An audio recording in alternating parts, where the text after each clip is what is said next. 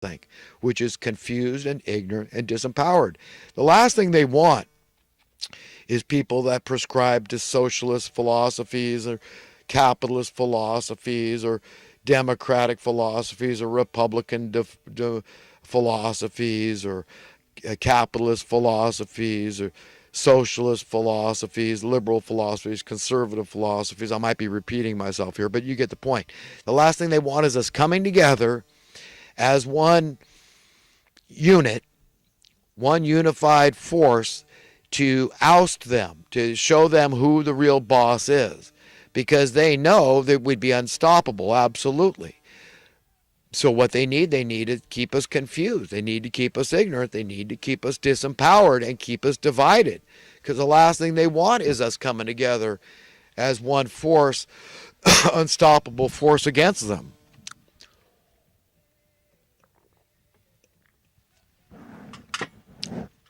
So what do? Again, they're using the mainstream media. They're manipulating us every which way they can. The colleges and universities.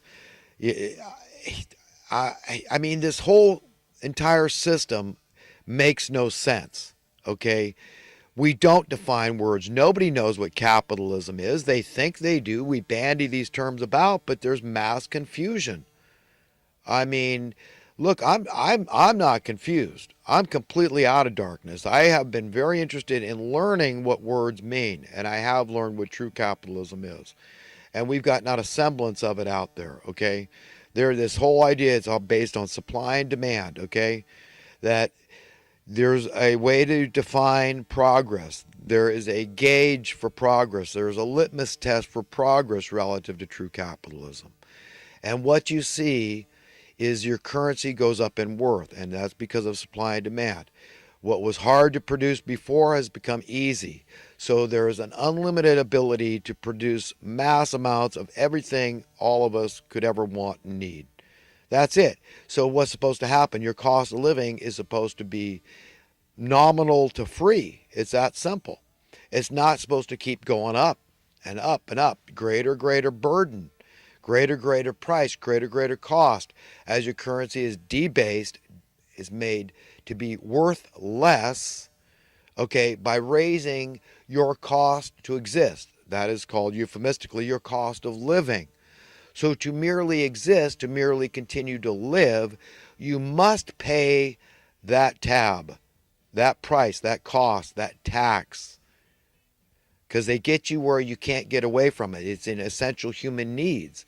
The housing, it's just that one thing, housing alone, causes a ripple effect, a chain reaction inflation is what I call it, where everybody is scrambling. Hey, my rent went up, my mortgage went up, I need more money. So the cost that I'm charging for my goods, my commodities that I sell, or my services that I offer, my labor, has to go up in price, or the combination of those two, because a lot of times it is a combination of goods and services that people offer society. So you understand how this thing spins out of control and goes haywire, and that's where we are, and we've got a big problem. Big problem. Big problem. And we're in it deep, my friends. And you know what? I mean, like I've said repeatedly, it's just the hand of God that is going to help us out of this thing. The finger of God. Because men are just, we're just fallible. And all the best I can do is try to empower people because I want to be happy. And in order for me to be happy, people have to be empowered. And in order to be empowered, you've got to come out of Babylon. You've got to come out of ignorance. You've got to come out of confusion about these things, about the direction for progress. How to define progress from regress, how to identify it, and to be honest and say, how, point it out to others and say, look, we're going down the tubes. What's it going to take to stop this? How are we going to turn it around? There's no time for you to stay blissfully ignorant anymore. Okay, it's going to hit the fan eventually, sooner or later. God's will is going to be done. And we've got to all care about God's will being done and want it to be done. We should be zealously caring and waiting for it and working for it, is fighting the good fight and understanding what we're looking for here. okay, and what we're not getting, what we're not seeing. I mean, they've done this in just a manifold ways, what they've done to us. I mean, look at the Labor Department. It's just by itself. I mean, they've been totally remiss, utterly remiss, deliberately remiss at giving commensurate, proportional, equivalent cost of living adjustments to minimum wage workers. And do we ask ourselves, is anybody in the mainstream media asking, any of the pundits out there, the commentators, are they asking these questions? Are they asking, well, what was the purpose of coming up with a federal minimum wage in the first place? Why did we have to do that? Well, it was to protect the workers from unscrupulous employers, bosses, masters that would pay them chicken feed, pay them peanuts, and a lot of people would comply and conform and acquiesce and capitulate to that because they did. They were trained that way. They didn't think much of all I do is unskilled work. I mean, you could cheat me. It's okay. I mean, I'm not needed. People like me are a dime a dozen. I'm just a commoner, right? Common, uneducated laborer without skills. So, yeah, I'll let you cheat me. So that's how a lot of these people are. And so they can be taken advantage of. And so we wanted a law to protect those kind of people that were naive and gullible and just softies. And, they were whatever the opposite of being aggressive is. They were docile and easily, trampled under hoof by unscrupulous employers. So that was the reason why we came up with a minimum wage. And they set a standard based on reality. Okay? And what has happened to that reality? It's gone down the tubes, right? We all know that. I mean, it's just a matter of fact. Look at $1 an hour. Look at the Labor Department statistics. The buying power of that $1 an hour, you could support your family. You could be a homeowner.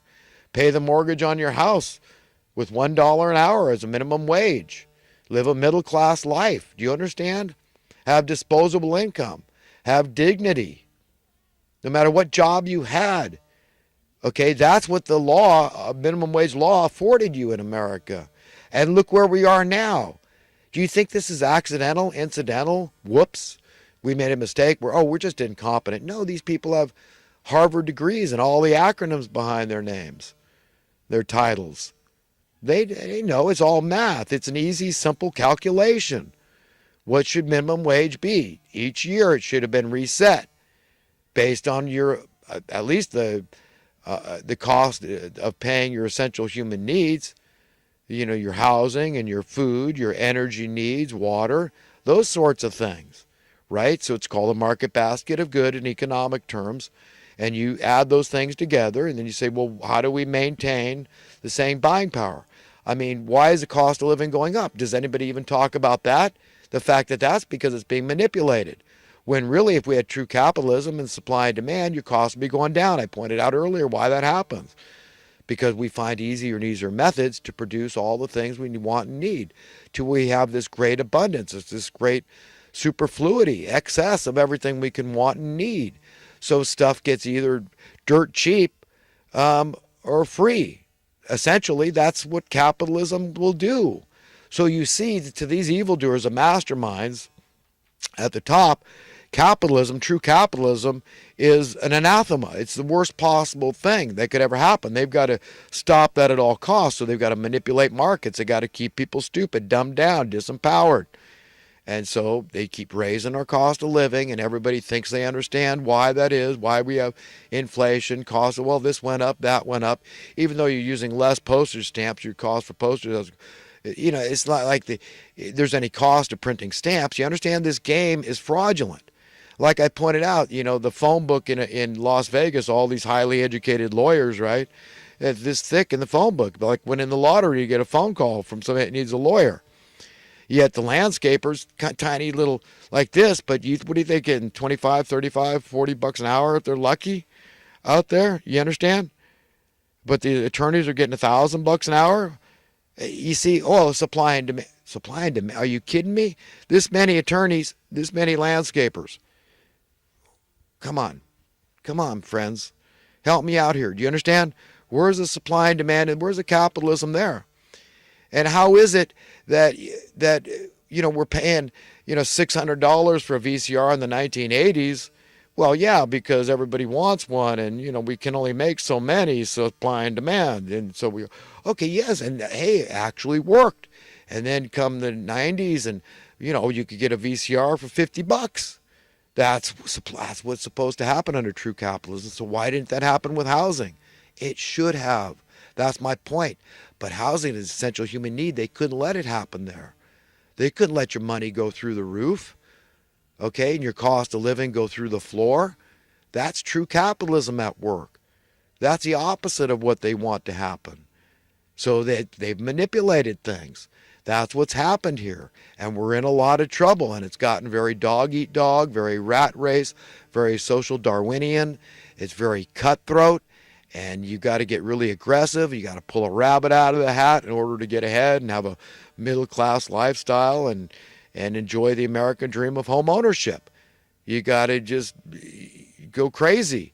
And you got to be mean. So it's survival of the meanest, the most cutthroat that we've got.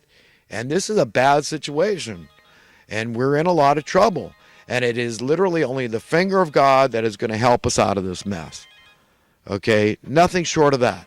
And it's human beings that are going to do